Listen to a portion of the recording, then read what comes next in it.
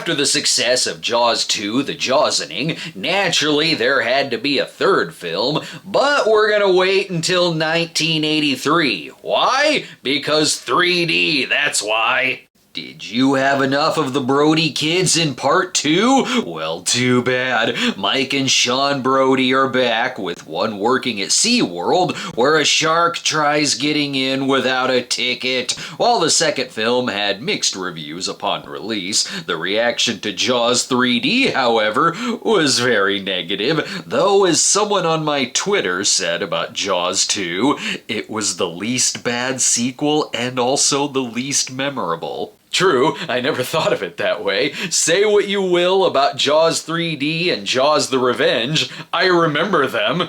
This one maybe has the most interesting backstory of the series. Producers David Brown and Richard Zanuck of the first two liked the idea of doing a parody film, which would have been titled Jaws 3 People Zero. They had producer Matty Simmons of Animal House on board, with scripting possibly done by John Hughes, and they wanted Joe Dante to direct. There's different answers as to why it was canceled. One was that Spielberg was so pissed at the idea, he threatened to not work with the studio again. Another was that the producers wanted a PG, but the studio wanted an R. Another was that the studio got cold feet about a spoof ruining the franchise. I think we're a little late for that. The project then went to producer Alan Landsberg. Safe hands, he did Porky's 2 the next day. Jaws 2 director Janosch Fark didn't return, as he spent the 80s directing a lot of movies that turned into cult flicks, like Santa Claus the Movie, Supergirl, and Somewhere in Time. So directing duties here went to Joe Alves, production designer on the other films, who wanted to direct the second, but Jaws 3D would turn out to be his only credit as director. Carl Gottlieb returned as co-writer, and it was also co-written by the great Richard Matheson of I Am Legend, who was disappointed in the project, as he was basically forced to include the Brody kids, and it went through extensive rewrites. But we're just here for the 3D, right? After Friday the 13th 3D and Amityville 3D, you'd be foolish not to have the third chapter in 3D. Well, you look at this, even the Universal logo is in eye-splitting 3D. Universal is having a good run on my show. Last week I did War of the Worlds, a new classic for sure. This starts out with the usual Jaws shots to briefly fool you into thinking you're watching the original classic. And then this happens. It was worth it to have my memory last a lifetime as my head pops out at the screen. Are we at least gonna get the John Williams score?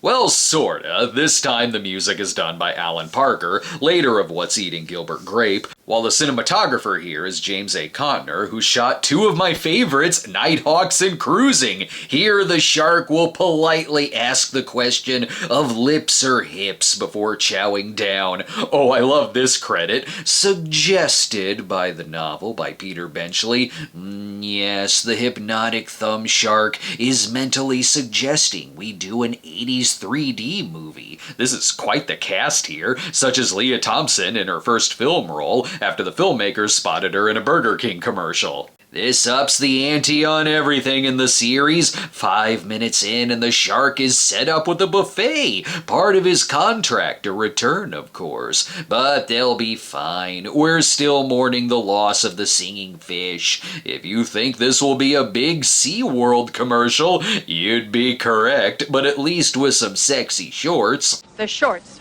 are short enough. Show any cheek and you'll be back shoveling French fries. Challenge accepted. It's shot at SeaWorld, but it was redone for the movie, with a lot of areas that don't exist in the actual park. And I wish it was really run by Lou Gossett Jr. as Calvin Bouchard, where he's not too busy spying on the skiers. Leave it to the shark to sneak his way into the park. Good luck buying a souvenir shirt without getting kicked out of the place. I like how Lou Gossett plays the part like a SeaWorld Walt Disney type figure who is all smiles in front of the camera, but a hard ass in private, while Dennis Quaid as Mike Brody survived the fire shark events from part 2 and thought the message is clear. I must work at SeaWorld. The Brody kids are the only ones to return, as Roy Scheider stated that they knew better than to ask him to come back. And he even took the lead in Blue Thunder to make sure that he was busy. Mike is getting so laid here too. I guess it didn't work out with him and Donna Wilkes. So here he's hooked up with Bess Armstrong, killer whale whisperer. And I know I've been making a lot of manimal references lately, but I'll lay off that in this one. I am, of course, able to combine business with pleasure, which, they tell me, is the secret to a long and happy life.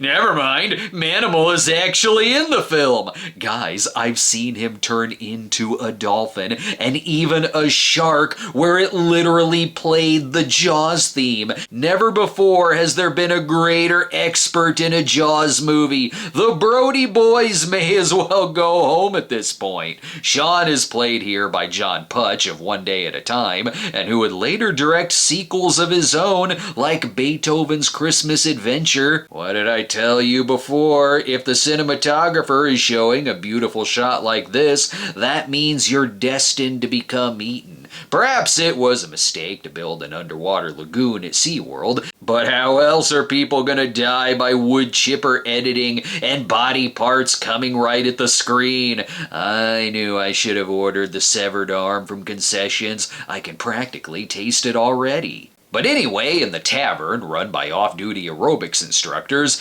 let's see, we have the cocaine burger, the cocaine sprinkled fries, and the original Coca-Cola formula with cocaine. Dennis Quaid was asked which set had the biggest use of coke back then, and he stated, without giving it a second thought, that it was Jaws 3D. Is that why everyone is so wide-eyed and sweaty throughout the thing while playing the balance game? My fly's open.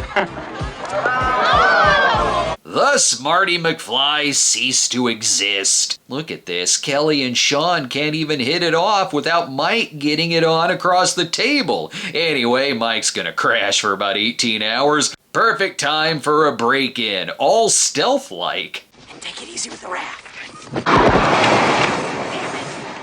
No, now everyone knows you're trying to steal the dolphin's gold. It's okay, the others are caught up in their own sitcom jokes. Who's paying? You're free to steal what you want now. What are they even doing? Well, the previous two may have had deleted mafia subplots. This one gets into two people trying to steal coral that they can sell. Okay, I expect them to die, but now that I see a day for night shot, the thieves will definitely die. But like how Matt Hooper got a reference in the second, there's callbacks here. How come Shaun doesn't visit more? Remember that shark attack I told you about when we were kids at Amity? Well, that's why he goes to school in Colorado. I'll only reference the one shark attack. You probably wouldn't believe me if I told you it happened again, and it had fire marks on his face from a flare gun, and then died by electrocution. Shaun, however, is turned on by the world's easiest game of hide and seek. I do like that it gets into Shaun's PTSD from the previous movies, like it did with Chief Brody in Part 2, though I don't know if we needed 2 callback scenes in a row. Come on. Oh, I don't go in the water. Gary Springer yelled at me. He gets over his fear very quickly. Actually, I'm not afraid of the water anymore. All I needed was sexy-ass Leah Thompson luring me in. I wasn't around to witness the skinny dipper from the first. Nothing bad can happen to me. It'll be the 2 thieves the shark will dine on tonight. God damn it, I know they're gonna get eaten. Stop cutting away and just show it. I don't need to see Mike being a cock-blocking asshole. Attention! You in the water! You are trespassing on SeaWorld property! Cute. You know, there's actually trespassers around. You're all horrible at your job. Just like these 2 are terrible at being thieves. This scene isn't very graphic, but it is funny. The shark will use that to pick the body parts from its teeth. Mike is living it up in this one, in a house where the interior decorator was my grandma. Let's take a break while the movie also advertises Wheaties and Dunkin' Donuts. Guess I'll have to put in the Burger King ad. We know you're watching the game, but you're waiting for something more exciting. Nearly 2 out of 3 people chose broiling. Burger King broils, McDonald's and Wendy's fried. Okay, now back to baseball. Come on to Burger King. We're back, and while the employees are checking out the Dolphins, Simon McCorkindale is checking out Dad Ass. Here he plays adventurer Philip Fitzroyce, this time using his knowledge of animals for evil, but still plays the part just as charming and horny as he was on Manimal. Why did you ram that Japanese whaler? Because he got in my way? That's right, I killed the man. Want to have dinner tonight? Even Mike isn't having the best of mornings. Tell Shelby Overman for me. He can take a flying leap at a rolling donut on a gravel driveway, you hear? What does any of that mean? So she's the girlfriend of one of the characters who just died. Oh my god, the shark killed Castillo from Miami Vice! Whatever, he now has an appointment at Q Branch. I just don't know why we need a submersible armed with missiles at SeaWorld, Mike. I mean, look at the screen. It's just a superimposed image anyway. The film was shown with polarized 3D glasses, and composite effects were done with video equipment since that was quicker, but when it started looking bad, much of it was redone, although there are still some really weird looking effects. Why is it disappearing? Even showing the 2D version in theaters looked weird when they removed the stereoscopic imaging, which saved it from needing 2 projectors to screen it, but seeing the 2D version gave it a lot of optical errors and shots looking blurry and cardboardy without the 3D effect. Why didn't the thieves just simply try looking for gold in the sunken ship? They would have died anyway. It's the shark's favorite attraction at SeaWorld. So he's hanging out here too, while the movie also feels like a Flipper movie, where they have their 2 dolphin sidekicks, Cindy and Sandy, to save them. That and the gate, of course. Close, damn it, close! Ow, you broke my nose! I need that to smell flesh! One person is excited for this shark ordeal, though. If we kill this beastie on camera, I can guarantee you media coverage. I already look handsome for the cameras. No can do, I'm afraid. This is 1983. The media is more into Cold War stories right now. His plan seems legit. At least he wants to catch it. Yeah, I can do that. No! No? What do you mean, no? What are you gonna do, rehabilitate it? That's exactly what she wants. If we could dart him, tranquilize him, we could get him in a holding tank. Oh, now hold it. No, this is crazy. I'm not training a damn shark! The actors are having a lot of fun. Simon McCorkindale got the note to be dashingly sleazy, and he's going for it, while poor Mike is in the background getting the shakes. Good God, there's gotta still be some Coke residue on this pole. Can we do lunch now? It's 9 in the morning, Dennis! Don't worry, we'll fill it in with more 3D shots. It's a shark porn now. I'm not sure you wiped the lens off properly. Here's one of the unfortunate blurry shots, but I am happy to see he's taken some influence from his dad and chain-smoking his way through the predicament. It's okay if you die down there from tranquilizing the shark. It won't be a big deal. Your character isn't in the 4th film. No one is sleepwalking through this, whether it's because they're wide freaking awake or Lou Gossett Jr. giving it his all like he's in Apollo 13.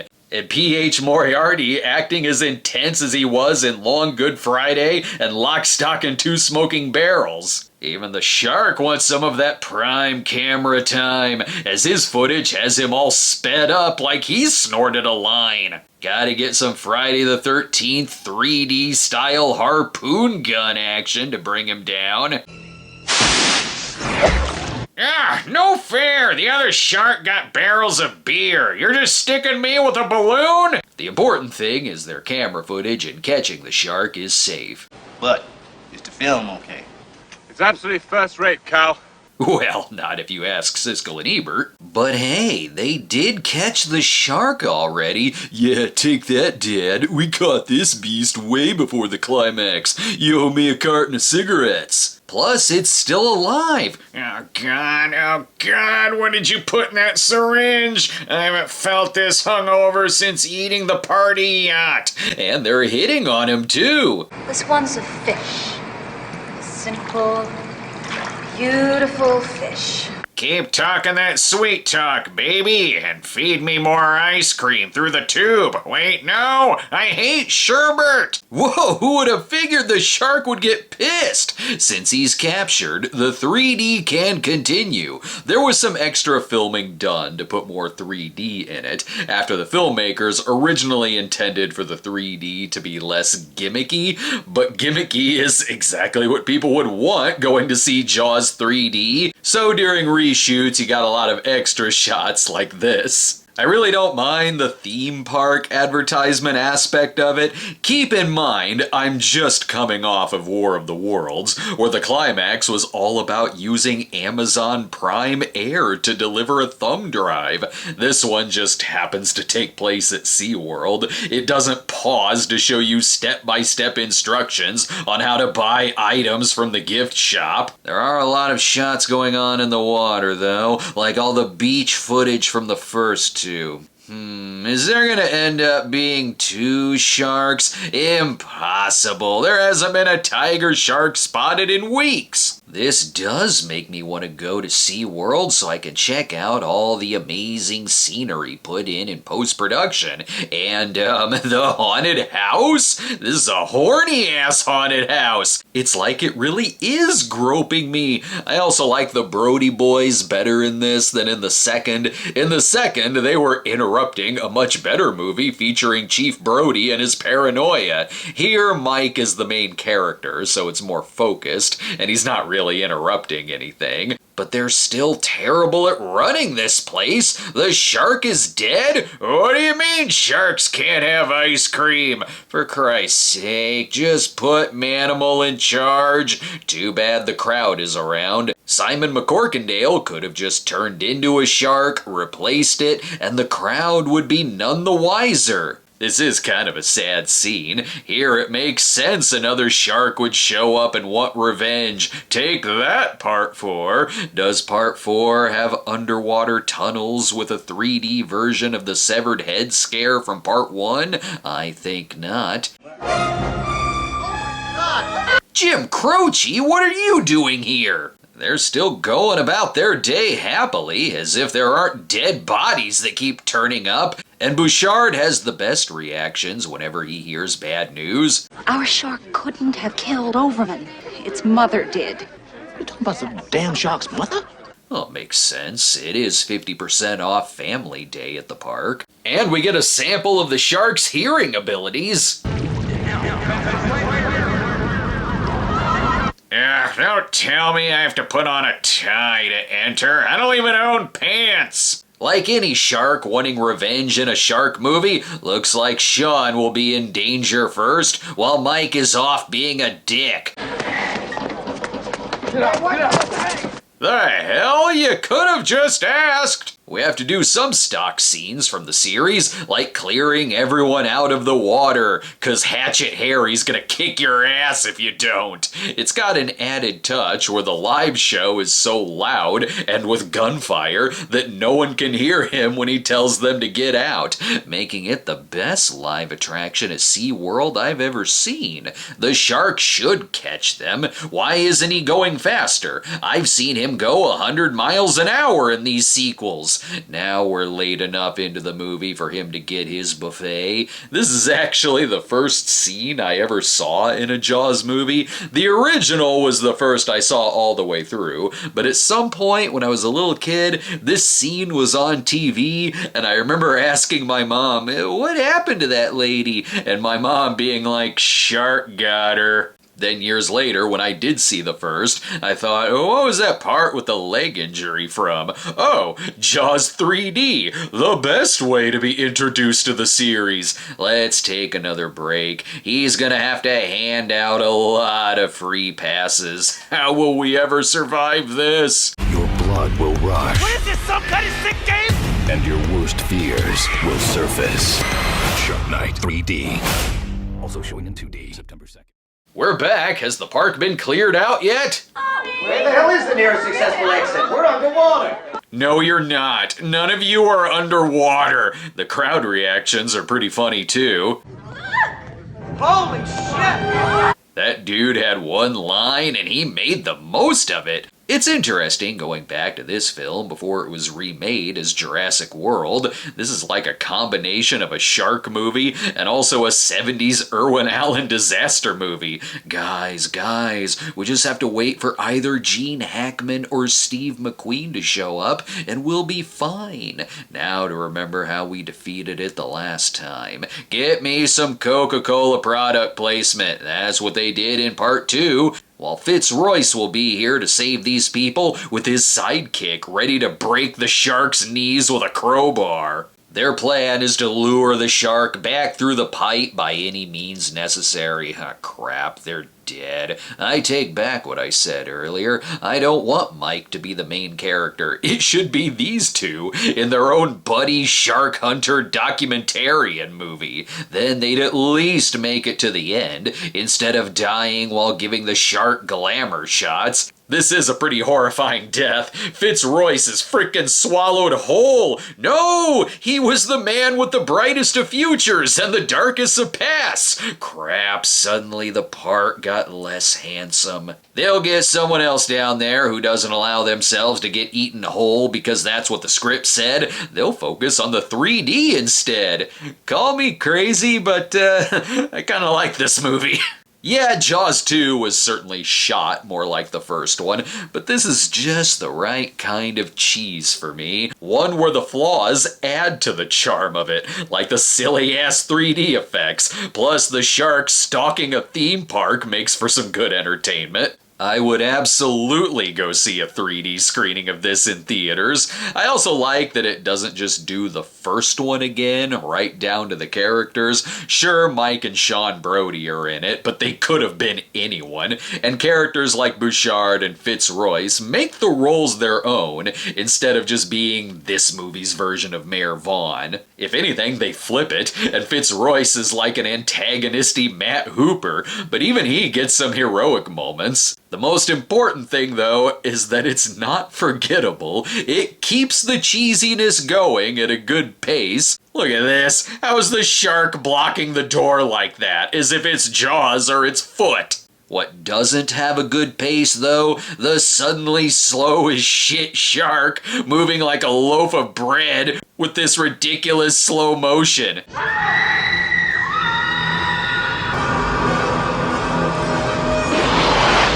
Why did the shark pause? Why did it pause? Originally, this was supposed to be a much more elaborate scene where Bouchard was gonna be eaten, only the filmmakers liked his performance so much. So here, munch on this guy like a stick of beef jerky. The sequence was gonna involve more stunt work, but that was nixed because this was shot right after the tragedy on the Twilight Zone set. So instead, just find some way to blow up the shark again, and quickly too, as in Fitzroyce is still holding on to an explosive. No, get him out of there before the shark blows up with bad effects.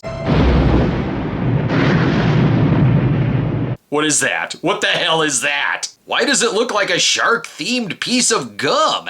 Quick, put in an even worse effect to make us forget. Should we end here on this shot? Seems like a good shot to end it on. What, are you kidding me? This is Jaws 3D. Let's end it with the ridiculous superimposed dolphins looking like a screensaver. I wouldn't have it any other way. So despite overwhelmingly negative reviews, it had the right gimmick at the right time, so it was still profitable, even if it didn't make as much money as the first two, but profitable enough for there to be a part 4 in 1987. Which I remember being the worst in the series, but we'll find out soon. Maybe it's gotten better over time.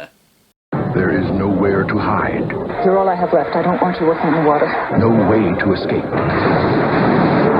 Jaws, the revenge. This time, it's personal.